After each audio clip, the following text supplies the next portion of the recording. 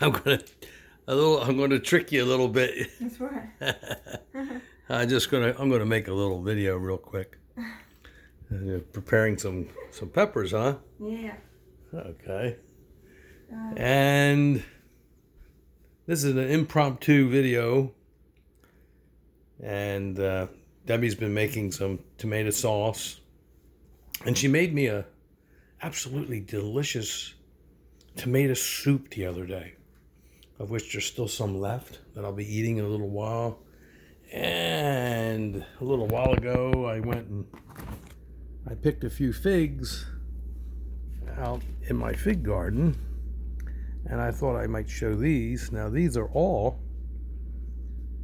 and for no particular reason, because there's others that I'm going to show you in a minute, but these are all O'Rourke. Well, let me take them out of here. Let me see if I can. And these are well ripened O'Rourke. I have a lot more out there. I'll show you in a minute. It's a very hardy variety. It's not talked about very much.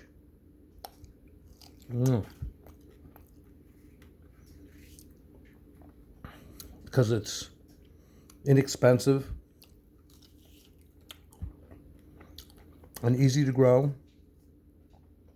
And it was as early as my Ronde Bardot in ground this year. In fact, slightly earlier in ground.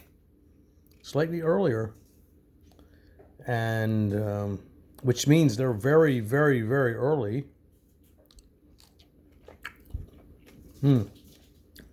The trick with these is to let them ripen, like these are. Want some, Dad? Not right now. My hands Okay. are full of hot peppers. Your hands are full of hot peppers? Okay. But let them ripen really well. And characteristic to this variety is that when they are ready, they will fall off the tree. I've never had a fig really do that. But they will just simply fall right off the tree when they're ready. You can go out and just shake the tree when they're really ripe, and most every one will fall off, and they're perfect. And when they're like that, they're sweet,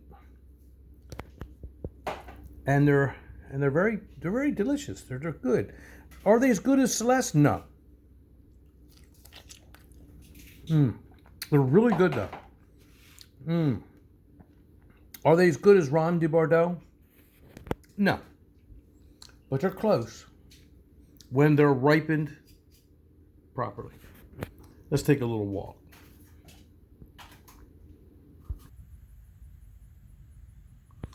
This is a hardy Chicago type, Mount Etna. I featured this fig before, and it's an abundant producer for sure. Always is. This one's fully in the ground. It's been in the ground for several years, about 3. And it would probably grow a lot more, although it's a very, very beautiful tree and very strong, well balanced, well structured, well scaffolded. Except for the fact that there's so many fruit on it each year. What an abundant producer it is, that it's not going to be doing too much new growth. The new growth isn't going to be exceptional. And you will note by all of my videos, go back to all of them. There's one that I would like you to watch in particularly, but the exact title of it escapes my mind. I'll get that title on the next break. I'd like you to look at it. But the point is, my whole goal in growing figs is to grow figs, figs, figs, figs. That's my goal. That's my motto. Figs, figs, figs. And I like to keep my trees as small as I can, under control, and I like to keep them heavily laden with fruit. And I think that you will agree, after looking at all of my videos, that that's the case. And so you can do it too. And that's my goal. Now this tree's almost played out, but not quite. And this is where I took those figs this morning when I showed you in the refrigerator, the O'Rourke's. And there's still a lot more on here.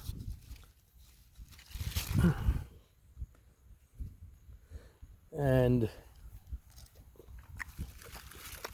I tell you, oh, you see how that one, did you see how that one just fell right off? It was ready.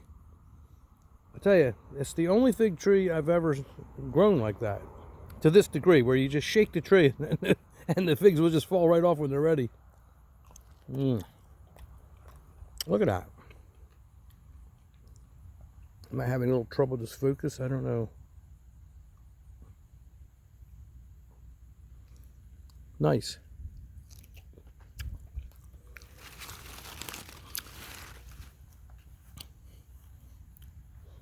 This is my Battaglia green, and it's not getting ripe yet. Battaglia green is an Adriatic, and we know that Adriatics are late, but it will be producing pretty soon. And this is my Smith, which I showed the other day. And there's more getting ripe. I've eaten a lot of these already, and I'm going to show you even more in another tree in a second. Let me pause this and walk over to another tree.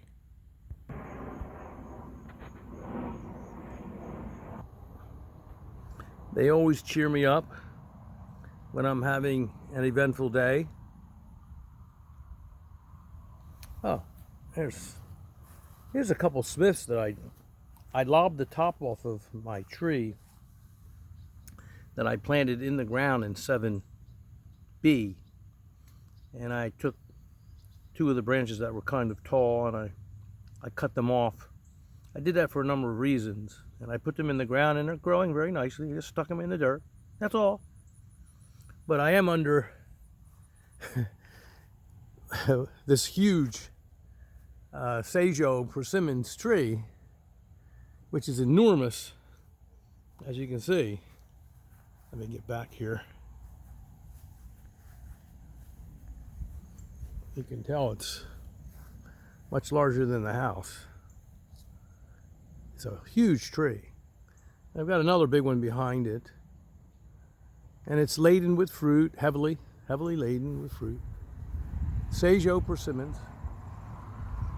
And the reason why I'm showing that right now, look at this tree. Isn't it beautiful though? For those of you out there that are persimmons lovers, as I am, truly a persimmons lover, you will admire and appreciate this gorgeous Sajo Persimmons, Japanese persimmons, purely Japanese persimmons tree. The reason why I'm mentioning it here is it's offering shade for those little trees I put in the ground, those little Smiths over there. And that's a technique that I've talked about before. And if you want to start cuttings in the middle of the summer, you can do it. Just put them in a shady place, partially shady. You need to have a little bit of sun, just a little bit. If you don't have any, it's not good. Got to have some. My Sajos, I can't wait. Oh, I guess I can wait. I wait every year for them. This tree's pretty old. It's an old tree. Healthy, vibrant, beautiful. But one of the reasons why I wanted to make this video is I wanted to show you something. Here's another Sajo tree. You see how the fruit's a little smaller on this one, but they'll get larger, and when they start getting ripe, they will be as large as the others and be as fine. This is my larger, what is it with these airplanes today? Gosh.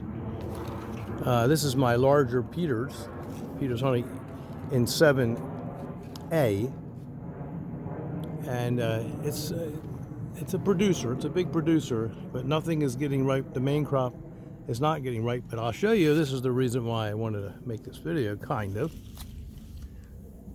is guess what? My Celeste This large tree that's been here for about 28 years. I've cut it back all the way to the ground many times. And other times almost as viciously, which I've demonstrated in some of my other videos. But they're getting ripe. And here it is. August of what? I don't know. 4th, 5th? Not sure. Honestly not. But you know what date it is because it's Sunday. So whatever date that is, I've lost track. But they're getting ripe. First week of August or so, which characteristically they do.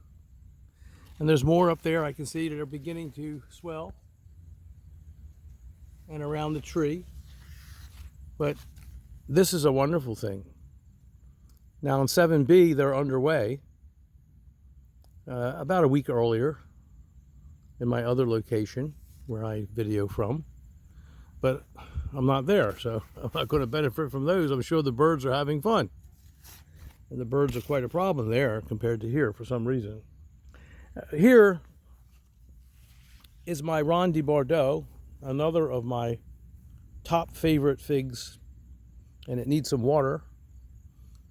I can see that it does, so I'm going to make sure it gets some when I'm finished videoing this. But it has quite a few ripe figs. I've been eating off this tree for at least a week. And so, in fact, I just had a couple really good ones just a little while. That one's very ripe and ready to be eaten. So, Ronde Bardot is one of my top figs. I don't and never have named my very, well, you can assess from my videos what my favorites are after many, many years of trial and error. And I have had many varieties. And I am very impressed with Ronde Bardot, as I have raved about it so many times in the past. I know ad nauseum, but it's because I want you to understand that how good this variety is. And I've made several videos which included Ronde Bardot, and for good reason, because it's good in a container, excellent, not good, excellent in a container, and excellent in the ground in 7A or B or warmer. Better in a container in 7A than in ground, but still very good in ground. This is an in-ground tree. I have another very large one over here.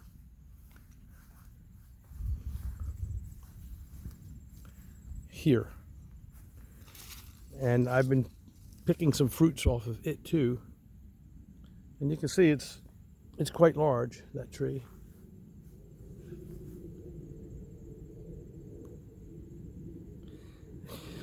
And very productive, and it will produce a lot of fruit. It will produce an abundance of fruit. Ronde Bardot always does. Oh, wow, there you go. The birds are at it again. Okay, well, it happens. So, of all my trees, the earliest for a main crop, consistently,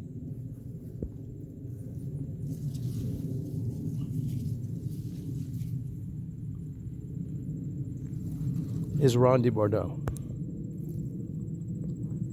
When you want to talk about quality, they dry on the tree, they shrivel up, they get sweeter and sweeter and sweeter, they don't spoil. Their hang time is the least of all the varieties I've ever tried in my lifetime. There's no tree, I don't think there's another that has a shorter hang time than Ronde Bardot. You can honestly go to bed and see that one's getting kind of ripe but not ripe yet, and wake up the next day and it's fully ripe. By the end of the day, it's as sweet as can be and shriveled up, and it's the truth. 2 or 3 day turnaround time or hang time is not unusual with Ronde Bardot. It's just a machine. It is a total machine. Love Ronde Bardot. This one's superb. Absolutely superb. Let's go get some more. Oh, I want to show you some Smith now. Because that for me is a very early tree too. But I don't have it in the ground. I have it in the ground in 7B now, which I talked about. But I do not have it in the ground in 7A, not Smith. And I probably never will. But my experiment with 7B is going to be interesting, and I'll keep you informed. I promise. In a container, though, Smith for the Northeast is one of the most adaptive figs I've ever grown. It doesn't crack, it doesn't split. It handles the humidity better than just about any other fig I've ever grown. It's delicious, it's rich, has an intense flavor. It produces abundantly. Smith is one of my top figs. Smith and Ronde Bardot for early production. Smith a little bit later than Ronde Bardot. You might call it mid-season, but it's just only a week behind. When I grow it, it's only, if that, a week behind. And after that, there are other varieties, if we were to discuss them, in containers or in ground that I have that are favorites that would follow in order. But let me take a look at some Smiths now, and I want to show you a couple things in my garden too. I should stop here in my Black Greek Marius, which is also a wonderful Mount Etna type, which I don't think there's very much difference in many of the Mount Etnas. I've spoken about this many times. There are slight variations because of geographic separation, segregation, and gene pool splits and things of that nature over historic time that I've discussed in the past. It's also getting ripe. There are figs getting ripe on this variety too, which I wanted to point out. And just look how abundant this tree produces, how abundantly it produces.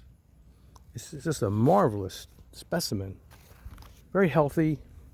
The leaves very characteristic of a Mount Etna type, hardy Chicago type.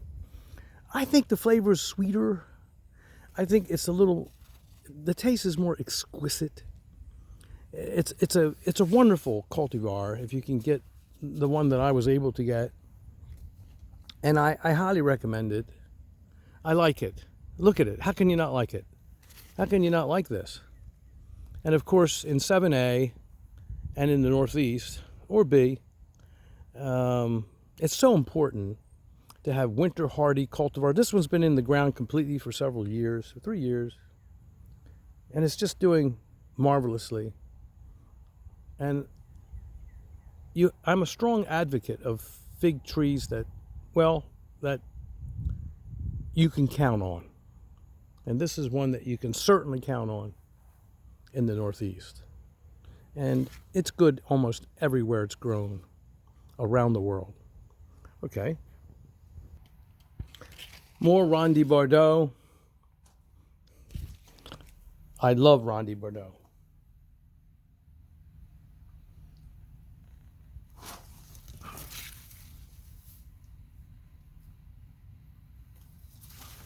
I could eat these figs all day long. And because it's Ronde Bardot, and believe me, I've been eating them all day long for 2 weeks. And because it's Ronde Bardot, you can eat them all day long.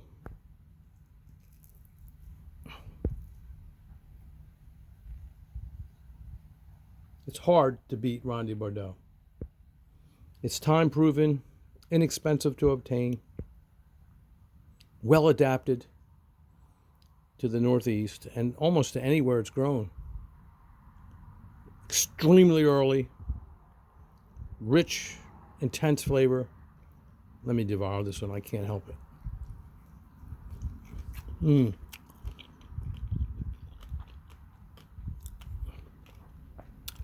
It's one of the best. I wish I could share that with you. I really It's so creamy and rich and sweet and delicious. The flavors resonate through your whole, your entire mouth. It's just a wonderful, wonderful fig. Let me see here. Put it over here.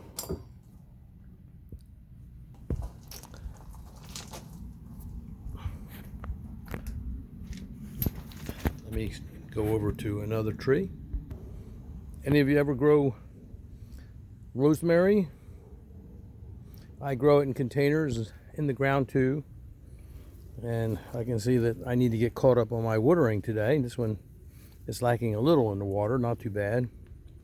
But what a wonderful fragrance. Oh, it's just wonderful. We use this in our cooking a lot.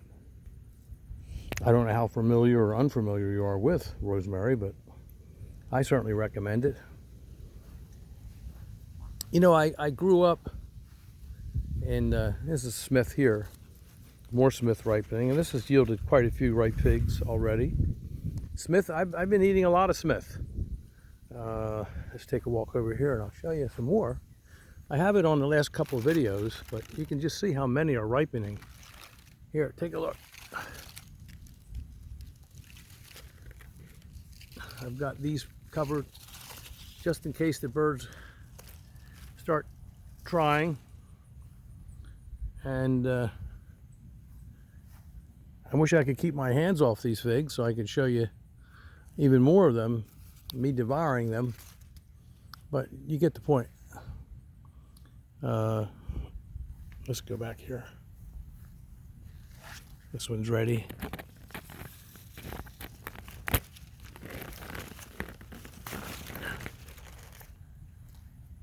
Wonderful. I wish I could get this in focus because I can't see through my phone. There we go. There we go. Oh, I hope that's it. I hope that's in focus. Smith. Very intense flavored fig. Closed eye. Look at the eye, how closed that eye is. Crack resistant, water resistant, rain resistant, northeast resistant. It's just resistant. Let's take a bite of this.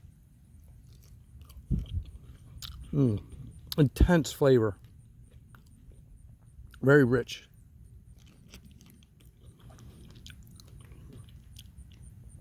Oh, wow.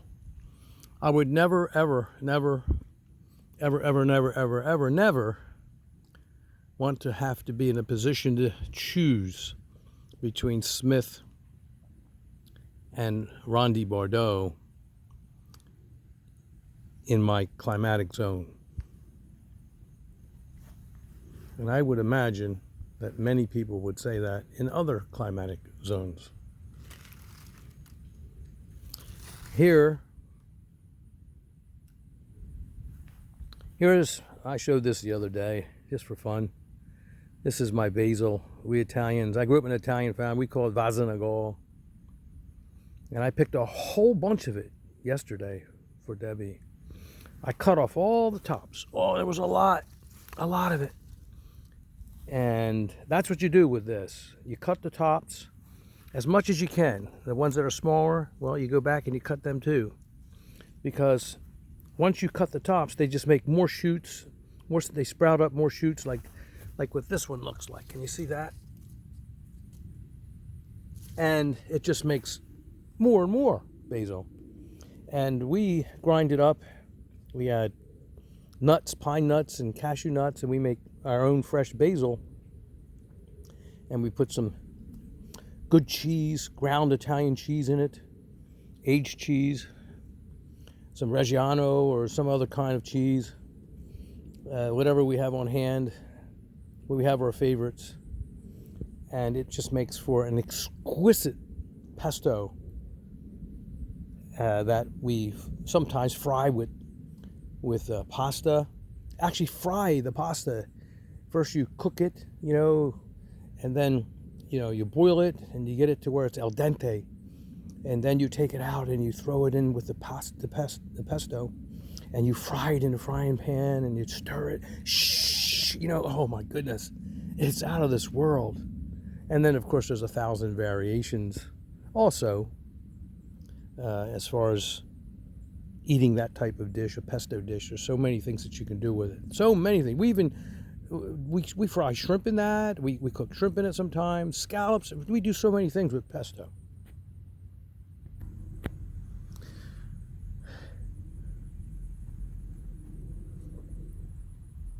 My cherry tomatoes would be disappointed if I didn't show them off a little bit.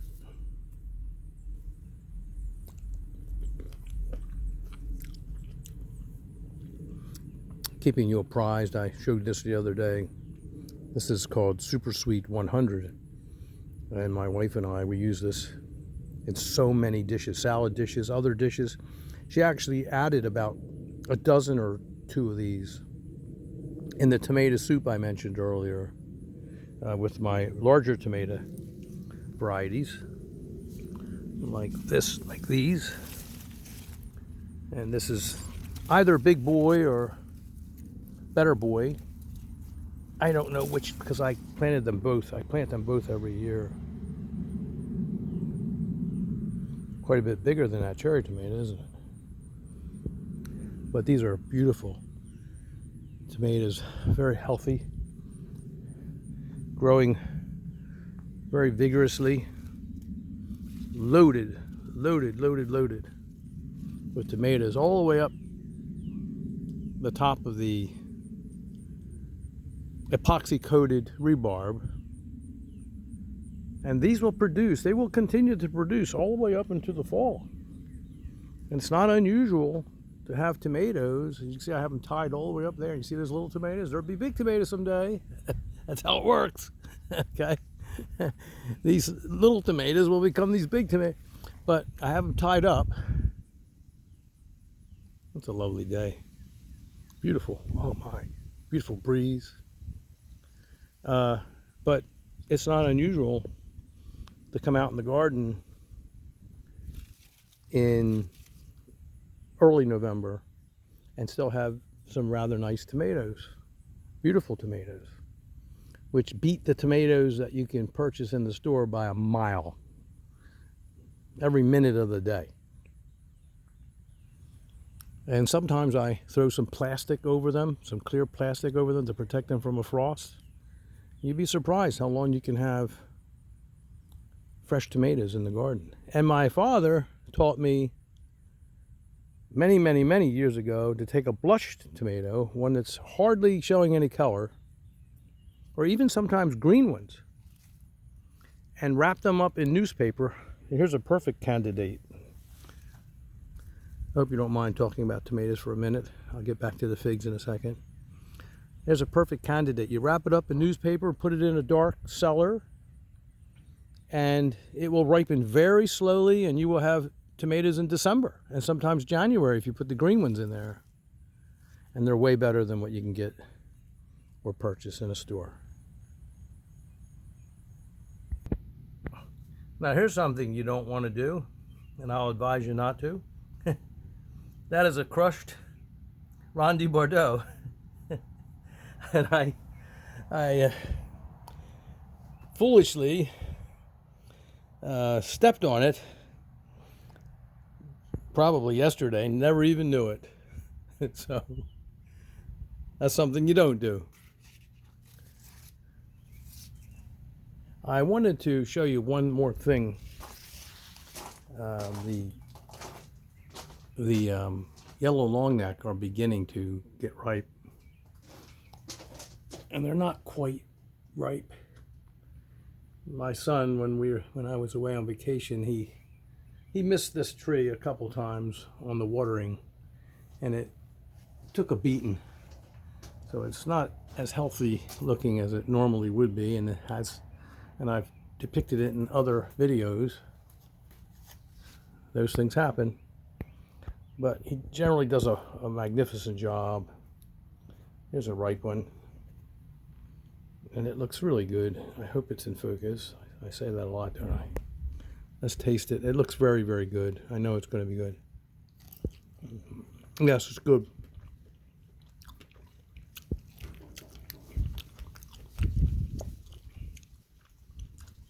I want to talk about something else. You know, that reminds me, that crushed thing, I don't know why, when I was young, I once decided to, oh, I got company. I love company. Hey. Hey. Hey there. Uh-oh. You gonna let me throw it for you? Oh, here. Want me to throw that for you? Come on. Here we go. Here we go, look. Uh-oh. We have something else on your mind here? What's going on there? Here goes. Want to get this? Uh-oh. She's occupied with something there. Here we go. Go ahead, go get it. I was just talking, I crushed a little fig in here yesterday. I just stepped on it clumsily. Yeah, and I was just getting ready to tell a story about Mustacini and Shabukabu. I lived among the Cree Indians. That's an interesting story that I've told to many people in my family, and maybe I'll hold it because this video is starting to get rather long. But one time I did live among the Cree in the northern province, very far northern province of Quebec, Canada, in the Tioga Forest in Mustacini near Shabugamu. And I have some stories to tell about that. And that crushed fig reminds me of it, although the story had to do with blueberries. Someday I'll hold the story back in case you're interested someday. But let me move on here now. I'll save the pronunciation. It's not one that I pronounce very well, but we'll call it DTE, and you will recognize it. It's a Pond's fig, and I've had it for a couple of years, and it's ripening its fruit. It's an early ripener too, and so I wanted to feature it quickly. It also produced early Breba right around the same time as my Ronde de Bordeaux. Actually, maybe a day or two, not more, earlier. I didn't feature that in an earlier video. And I've got this little net here to protect this one fig because I wanted to show you this fig. This one's ready. A main crop fig. Got a few ants on it, which is not unusual. But here we have that variety. Let me open it up. Look at it. You know, it doesn't look very different at all from Ronde de Bordeaux. The skin is certainly more delicate.